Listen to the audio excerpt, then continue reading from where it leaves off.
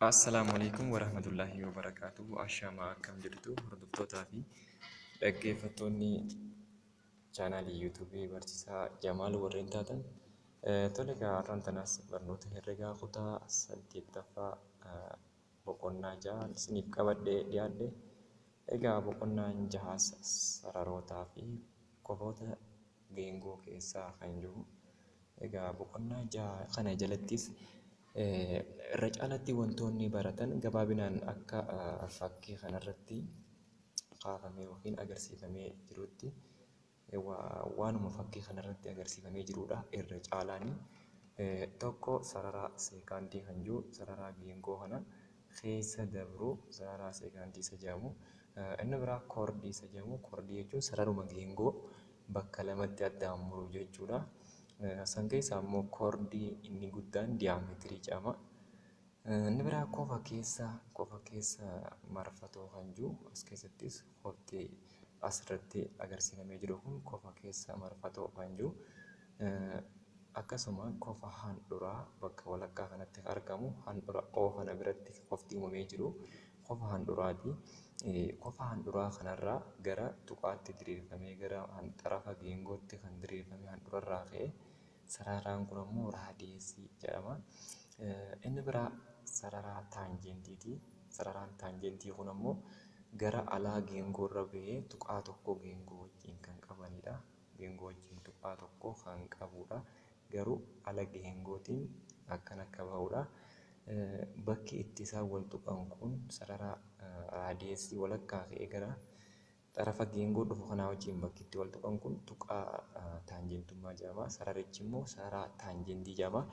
Tole egaa gabaabinaan akka boqonnaa kanaatti kan kaa'amee jiru waa'uma qofoota geengoo keessaatii fi sararootaa fi qofoota geengoo keessaati. Sararootaa fi qofoota geengoo keessaa kanarratti gabaabinaan akka fakkii kanaatti kan agarsiifame yoo ta'uyyuu mee bal'inaan haa ilaallu tokko tokkoon maal akka inni jedhus haa ilaallu.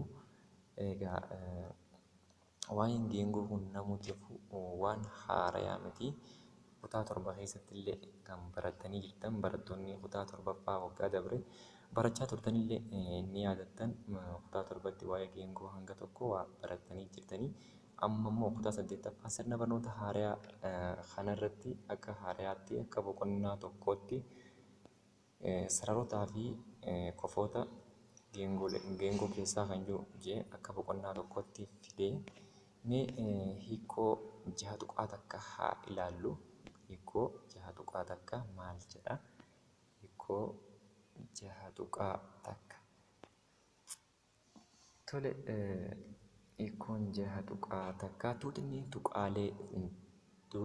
tuqaalee tuqaa kenname tokko irraa wal qixa fagaate geengoo jedhama. Tuutni tuqaalee yeroo jiru tuqaaleen dilli takka jechuudha. Tuqaalee baay'een akkanatti tuqaalee kun tuuta tuqaalee jedhama.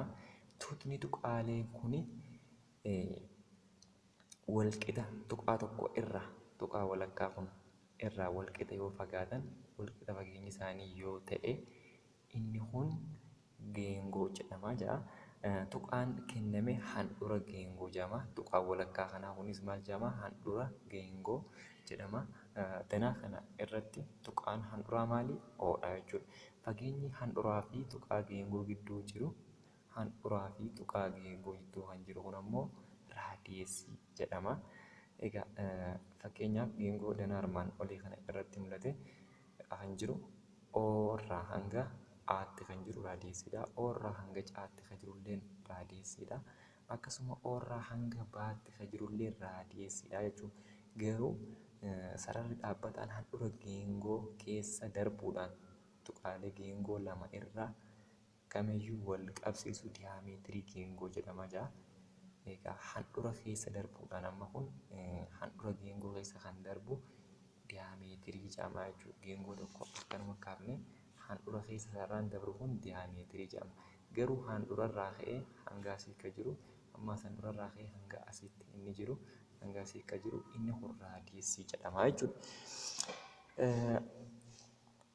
Raadiyeesii kan jedhamu handhurarraa ka'ee gara tuqaa geengoo irraatti. Garuu geengoo walqixatti addaan muree kan dabru maal jedhama? Diyaameetirii jedhama jechuudha. Sarara dhaabbataan tuqaalee geengoo irraa lama kamiyyuu wal qabsiisu koordii jedhama ja'a. Koordii jedhama. Koordii inni jedhamu sarara geengoo irra tuqaalee jirtu lameen wal qabsiisu. Fakkeenyaaf tuqaa as jirtu kanaa fi tuqaa bakka kana jirtu kan wal qabsiisu koordii jedhama. Asiinillee diyaameetiriin kun koordii jedhama. Garuu koordii isa guddaa jedhama. Koordii inni guddaan maal jedhama? Diyaameetirii jedhama jechuudha. Koordii inni guddaan diyaameetirii jedhama.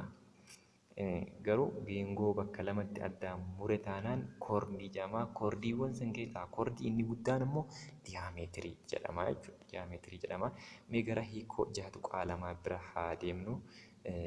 Mee A fi B'n tuqaalee geengoo irra jiran haa jennu. Tuutni tuqaalee A fi B dabalatee gidduu A fi B'tti argaman hunda hammate golboo geengoo jedhama ja'a. Golboo geengoo kan jedhamu egaa tuqaawwan A irraa hanga B'tti jiranii fi A fi B gidduu kan jiran jechuudha. A irraa hanga B'tti kan jiranii fi A fi B kan jidduu kan jiran kan dabalatan jechuudha. Amma fakkeenyaaf asirratti yoo ilaallu geengoo kana irratti kan mul'atu A irraa ka'ee maa qabatee hanga B'tti inni diimaan kun maali? Golboo A maa B jedhama. Akkasuma A irraa ka'ee inni akka magariisaa kun naa baajee kan jiru kuni golboo jedhama jechuudha. Inni kunis kun gaamma walakkaa geengoo jechuudha. Karaa biraa walakkaa geengootis hin jennaani. Golboo kana sararaan addaan muree dabru walqixatti addaan muree kan dabru kun ammoo sarara diyaameetirii jedhama. Asirratti Abaan diyaameetiriidha jechuudha.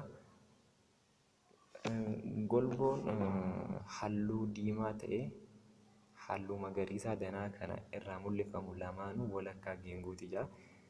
Golboo walakkaa geengoo caalu golboo guddaa jedhama. Amma asirratti yoo ilaalle danaa isaa kanarratti golboo garri diimaan kun walakkaa geengoo caalee jira jechuudha. Walakkaa geengoo caalee jira. Kanaaf golboo isa guddaa jedhama.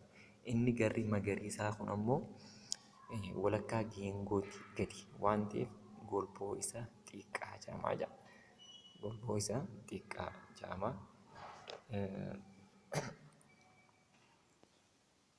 Inni itti aanu seektariidhaa fi muraa geengoo kan jiru seektariidhaa fi muraa geengoo mee hiikoo jaha tuqaa sadii haa ilaallu. Bal'insi raadiyeessota lamaa fi golboo raadiyeessota kanneen haammateen daangeffame seekaantii geengoo jedhama jedha. Egaa asirratti bal'inni fakkeenyaaf danaa kanarratti akkuma ilaallu bal'inni akka diimatuu yookiin akka diimatuu ta'ee jiru kun maali? Bal'ina raadiyeessota lamaa fi golboo raadiyeessii tokkoon golboo geengoo tokkoon haammatame jechuudha. Raadiyeessota lama gaafa jiru handhuurarraa ka'ee raadiyeessiin tokkos akkanatti inni tokkos akkanatti bakka kun handhuura yoo ta'e ammoo golboo biraatiin akkanatti golboo biraatiin haguugamee jira. Bal'insi kun maal jedhama? Bal'insi kun seektarii jedhama jechuudha. Seektarii jedhama. Inni gara gadii kunillee ammoo seektarii isa guddaa yoo ta'u inni gara olii immoo seektarii isa xiqqaa jedhama jechuudha. Inni dibne kun amma seektarii isa xiqqaa yoo ta'u inni hin dibamin kun seektarii isa guddaadha. Garuu asirratti raadiyeessii tokko asiinis raadiyeessii tokko raadiyeessii lama golboon tokko akkana marsee jira waan ta'eef raadiyeessii lamaa fi golboo tokkoon daangeffamee jira jechuudha. Egaa inni itti aanu qabxii lammaffaa irratti bal'insi koordii geengoo fi golboo koordii kanaan haammatameen daangeffamee muraa geengoo jedhamaa jira. Akkuma danaa kana irratti mul'ifamee jiru koordii jechuun ammoo geengoo tokko bakka lamatti addaan kan muru jennee yoo guddaa ta'es yoo xiqqaa ta'es inni guddaa walakkaatti muree bahu garuu diyaameetirii jedhama. Inni xiqqaan kunis koordii jedhama. Inni guddaanis koordii jedhama. Koordii guddaa yookiin diyaameetirii jedhama jechuudha. Garuu inni kun inni guddaan jechuudha. Kanaaf gaamma koordii geengootii fi golboo koordii kanaan hammatameen yoo daangeffame hangi kun qofti yoo dibnee amma maal jennaani muraa geengoo jennaani jechuudha. Kunis maaliif daangeffamee jira?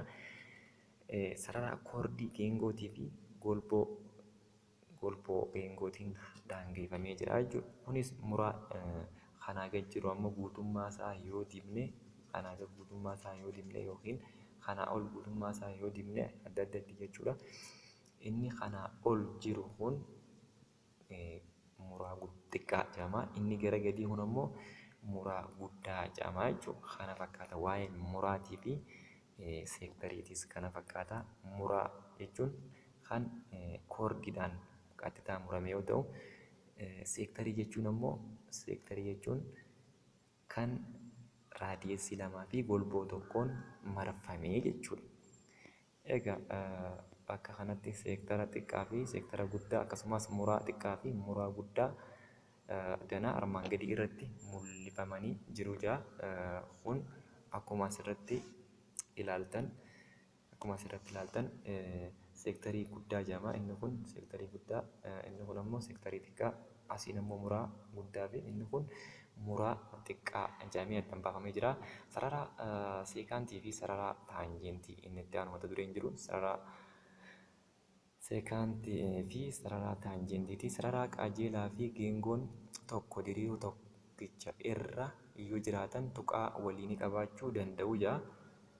Kana jechuun sarara qajeelaa fi geengoon tokko diriiroo tokko irra yoo jiraatan tuqaa waliin qabaachuu danda'u yookiin ammoo sararichaa fi geengichi tuqaa waliin hin qaban waliin qabaachuu danda'u, waliin qabaachuu dhabuu danda'u. Egaa mee kanaas gara hiikoo 6.4 bira haa deemnu. Hiikoon 6.4 maal jedha yoo ilaalle sarara qajeelaa fi geengoon tokko diriiroo tokkicha irra yoo jiraatan hariiroowwan armaan gadii keessaa tokko qofa qabaachuu danda'u. Maaliif maal sarara qajeelaa fi akkasumas geengoon tokko diriiroo tokkicha irra yoo jiraatan hariiroowwan armaan gadii keessaa tokko qabaachuu danda'u. Kana jechuun ammoo diriiroo tokko irra yoo jiraatan sararaan qajeelaa tokko geengoon kenname wajjin osoo wal hin tuqin yookiin osoo wal hin qaxxaamurin darbuu danda'a. Kunis akkuma fakkeenya kanarraatti yookiin fakkii kanarraa argamutti sararaan qajeelaa tokkoo fi geengoo tokko jira osoo wal hin tuqin jechuudha kan dabranii. Inni biraa immoo sararaan qajeelaan tokkoo fi geengoon tokko sararaan qajeelaan tokkoo fi inni kun osoo wal hin tuqin isa darbuudha. Diriiroo tokko irratti osoo wal hin tuqin kan darbudha. Inni qabxii lammaffaa irratti immoo sararaan qajeelaa tokkoo fi geengoon tokko tuqaa tokko irratti wal tuquu danda'u. Tuqaa tokko irratti wal tuquu danda'u guja'u akka kana jechuudha. Bakka kanatti wal tuqee jira jechuudha. Tuqaa P kana irratti wal tuqee jira jechuudha. Amma sararri akkasii kun ammoo sarara taanjentii jedhama. Tuqaan waliinii bakka sararrii fi geengoon itti wal tuqan kun ammoo tuqaa taanjentummaa jedhama jechuudha. Bakka kunis bakka itti sararaa fi geengoo fi sararaan qajeelaan kun itti wal tuqan kun tuqaa taanjentummaa jedhama. Bakki P jedhamu kuni. Inni biraa sararaan qajeelaan tokkoo fi geengoon tokko inni sadaffaa jechuudha. Geengoon tokko kenname bakka lamatti wal qaxxaamuruu danda'u. Sararaan qajeelaan tokkoo fi geengoon kenname bakka lamatti wal qaxxaamuruu danda'u. Sararri akkasii kunis sarara seekaantii geengoo jedhamaa jira. Fakkeenyaaf sararri kuni keessa qaxxaamuree dabre maal keessa geengoo keessa bakka meeqa tuqee bakka lamatti tuqaa waliin qaban. Sararaan akkanaa kun sarara seekaantii jedhama jechuudha. Sarara seekaantii jedhama. Inni biraa immoo handhuura amma inni itti aanu tole mee hubadhuu kana haa ilaallu. Tole hubadhuu kana irraa sararri seekaantii kamiyyuu koordii geengoo of keessaa qaba jira. Sararri seekaantii kamiyyuu koordii geengoo of keessaa qaba jechuun kana sararaan seekaantii kamiyyuu maal of keessaa qaba? Koordii geengoo of keessaa qaba. Kana jechuun asitti kun koordii geengoo jedhama. Maaliif tuqaa tokko irraa gara tuqaa tokkootti geengoo wal qabsiise waan ta'eef tuqaa tokkoo fi tuqaa biraa tokko wal qabsiisee jira waan ta'eef sararaan akkanaa kuni koordii geengoo of keessaa qaba. Sararaan asirra geengoo irra qaxxaamuru kuni jechuudha. Walakkaa irra qaxxaamurus moggaa irra qaxxaamurus inni koordii of keessaa qabaa jechuudha. Kanaafuu gara sararaan kun maal jedhama? Seekaantii jedhama. Sararaa seekaantii jedhama. Lammaffaa irratti raadiyeesiin geengoo sararaa taanjentii kamiifuu tuqaa taanjentummaa irratti parpeendikulaariidha jedha. Raadiyeesiin geengoo sararaa taanjentii ta'eef sararaa taanjentii ta'e kanaaf asirratti amma handhuura irraa ka'ee handhuura irraa yeroo ka'utti tuqaa taanjentummaa bakka kanatti bakka tuqaa taanjentummaa kana maal uumee jira? Parpendikulaari yookiin digirii 90 uumee jira. Parpendikulaarota koordota lamaa kanneen waliif waltarree hin taane fayyadamuun handhuura geengoo barbaadu jira. Kanas parpendikulaarota koordota lama kanneen waliif waltarree ta'an waltarree hin taane fayyadamuun kanneen waltarree hin taane fayyadamuudhaan kanneen waltarree hin taane fayyadamuun handhuura geengoo barbaadu jira. Kun shallaga keessatti egaa inni itti aanu yoo ilaallu tiyaramii jaha tuqaa takka maal jaa raadiyeesiin geengoo koordii geengootiif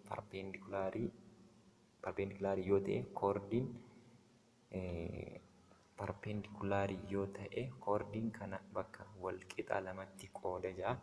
Kana jechuun raadiyeesiin kun eenyuuf parpendikulaarii yoo ta'e raadiyeesiin geengoo koordii geengootiif parpendikulaarii yoo ta'e koordii kana bakka lamatti addaan qoodaa jechuudha. Akkuma asirratti ilaalamu koordii bakka lamatti addaan qoodee jira jechuudha. Amma handhuura bira yeroo gahutti moggaa irraa ka'ee handhuura bira yeroo gahutti raadiyeesiin kun maal godhee jira? Koordii asiin deemu kana bakka lamatti addaan qoodee jira jechuudha. Koordicha bakka lamatti addaan qoodee jira. Akka danaa kana irratti mul'ifametti ON maali? Tuqaa faa irratti parpendikulaariidha. Tuqaa faa irratti parpendikulaariidha. Parpendikulaarii A baatee yogguu jiru Aan ammoo koordiidha. Aabaan koordiidha. Kan mirkaneeffamu A faa fi faa baa ta'uudha. Amma maali asirratti A faa fi baa faan walqixatti addaan qoodamee jira jechuudha. Walqixatti addaan qoodamee jira. Maaltu koordiin kun walqixatti addaan qoodamee jira. Akka danaa kana irratti agarsiifametti tuqaalee A fi baa tuqaa handhuuraa O waliin wal qabsiisee jira. Wal qabsiifamee jira. AO akkasuma BO'n raadiyeesota geengooti jira. Raadiyeesota geengooti. Akkasuma qofti A faa O akkasuma baa faa O qofa gara keessaa kanatti uumamu jechuudha. Raadiyeesota geengooti jira. Raadiyeesota kofoota sirriiti jira. Kofoota sirriiti. Qofti bakka kanatti uumamu kun qofa sirriiti jechuudha. Qofti as keessatti uumamu kun qofa sirriiti jechuudha. Akkasuma faa Oo fi faa O'on roga waliiti. Roga waliiti yogguu jiru asitti rog-sadee lamaatu jira. Akkuma danaa kana irratti agarsiifamutti rog-sadeewwan lamaan kun sararaa faa O waliin qabu jechuudha. Isaan lachuutu sararaa faa O ta'e waliin qabu. Faa O'on kun sararaa isaan waliin qabanidha. Akkasuma rog-sadee AO faa fi rog-sadee BO faan rog-sadee waliiniti waan ta'eef rog-sadee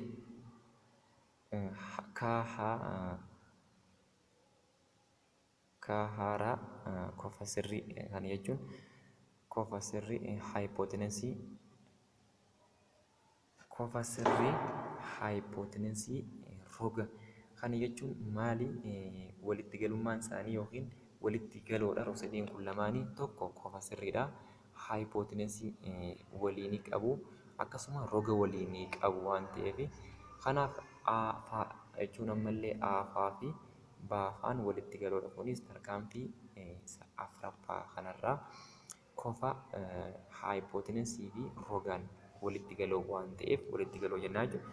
Inni biraa immoo hubadhuu itti aanu kana garagaltoo teeramii armaan olii dhugaa ta'uu isaanii raadiyeesiin geengoo tokko koordii geengoo bakka walqixaa lamatti yoo qoode raadiyeesichi parpendikulaarii koordichaa ta'a jedha.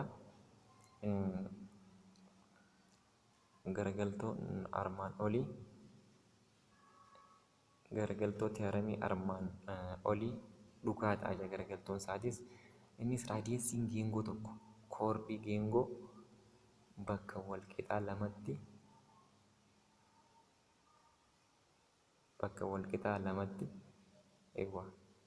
raadiyeesiin geengoo tokko bakka walqixaa lamatti yoo qoode raadiyeesichi parpendikulaarii koordichaaf parpendikulaarii ta'a. Akkasuma geengoon tokko keessatti koordiin lama walitti galoo yoo ta'an handhuura geengoo irraa walqixa fagaatan ja'a. Fakkeenyaaf koordiin lama yoo jiraate koordii tokko yoo ta'e kunis koordii tokko yoo ta'e handhuura irraa walqixa fagaatanii jiru. Koordiin kun yoo maal ta'e bakka walqixaa lamatti yoo qoode geengoo tokko keessatti koordiiwwan lama walqixa walitti galoo yoo ta'u walitti galoo jechuun handhuura irraa walqixa yoo fagaatanidha. Koordiiwwan san lamaan handhuura irraa walqixxee yoo fagaatanidha. Geengoon raadiyeesii isaa 5 saantimeetira ta'e keessatti dheerinni koordii handhuura geengoo irraa 4 seentimeetira fagaattu meeqa ta'a ja'a. Kanas akka formaataatti kaa'amee jira. Danaa armaan olii irratti OA walqixa OB'ti.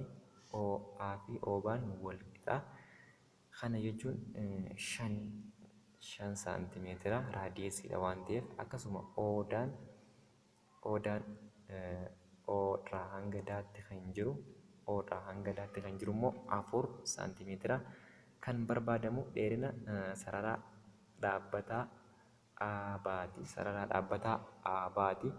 Sararaa AB kana yeroo barbaannu teeramii paayitaagoraasitti fayyadamna. Kana jechuunis O'daa iskeerii ida'uu akkasuma O'daa iskeerii ida'uu A'daan walqixa ni ta'a. OA iskeeriidha. Kanaaf teeramii paayitaagoraas yeroo fayyadamnutti 4 iskeerii ida'uu A'daan immoo A'daan hin kennamne waan ta'eef akkasuma OA'n immoo 5tu kennamee jira waan ta'eef 4 iskeerii ida'uu A'daa iskeerii irraa hanga daatti kan jiru jechuudha. Akkasuma 5 iskeerii jechuun immoo 5 iskeerii jechuun O irraa hanga A'tti kan jiru jechuudha. Isaan lameenuu iskeerii yeroo goone 25 iskeerii ta'a. 25 iskeerii irraa 25 saantimeetira iskeerii ta'a. 5 iskeerii gaafa goonu akkasuma 4 iskeerii gaafa goonu immoo 16 iskeerii ta'a. 25 irraa gaafa 16 irreefnu 9 ta'a. 9 iskeer ruut gaafa goonu 3 ta'a. Kanaaf 3 saantimeetira arganna jechuu bakka A'daa kanatti 3 saantimeetira arganna. Garuu immoo A'baa argachuudhaaf A'baan walqixa ni ta'a. A'daa ida'uu A'daati yookiin A'daa ida'uu Ba'daati. A'daa ida'uu Ba'daati. Kana jechuun yookiin ammoo 2 baay'isuu A'daati. A'baan A'rraa ka'ee hanga Ba'tti kan jiru kana ida'uu Da'rraa ka'ee hanga Ba'tti kan jiru yookiin immoo walakkaatti adda qoodame koordiin kun waan ta'eef A'rraa hanga Daatti 3 erga arganne 3 san 2 baay'ifne jechuun 6 arganne. Kam A'rraa hanga irraatti isa kennamee jiru jechuudha. Egaa tole mee har'aaf mata dureen barnoota keenyaa asuma irratti boqonnaa 6 asuma irratti kan dhaabnu ta'a. Yeroo itti aanu gara Gilgaala 6 tuqaa takkaatiin kan walitti deebinu ta'a. Tole egaa warreen chaanaalii kanaaf maatii taatan sirriitti hordofuudhaan laayik sheer gochuu fi akkasuma koomentii kaa'achuu hin irraanfatinaa jechaa warreen ammoo maatii hin ta'in maaloo hadaraa keessan sabiskiraayib gochuu hin dagatinaa. Sabiskiraayib yeroo gootanitti illee anis maatii akkaan isiniif ta'uuf koomentii keessan naa barreessaa jechaa har'aaf asuma irrattiin dhaabaa baay'ee galatoomaa nagaan naa turaa waan na dhaggeeffattanii na hordoftaniif baay'ee galatoomaa.